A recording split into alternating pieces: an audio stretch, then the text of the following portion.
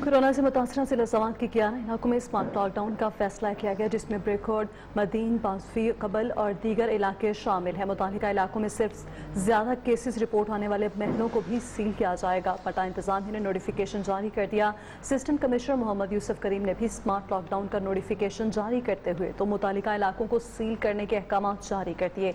मजीद तफसीलात बहार अली से।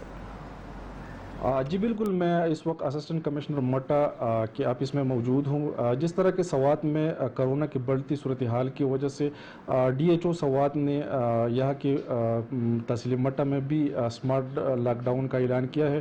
तो इस हवाले से असिस्टेंट कमिश्नर मट्टा ने भी यहाँ पर सख्त इक़दाम उठाई है और अभी अमली जो है वह काम जारी है। मैं आपको बताता चलूँ कि मुल्क भर में सवात की जो नंबर है वह 10वें नंबर पर पहुँच गई है, जबकि खैबर पख्तूनख्वा में दूसरे नंबर पर है। इस हवाले से हम असिस्टेंट कमिश्नर मटा से बात करेंगे कि वो इसने क्या इकदाम किए हैं और आवाम को क्या कहते हैं। सवात तकरीबन पूरे पाकिस्तान में 10वें नंबर पे पहुंचा है और खैबर पख्तूनख्वा में दूसरे नंबर पे।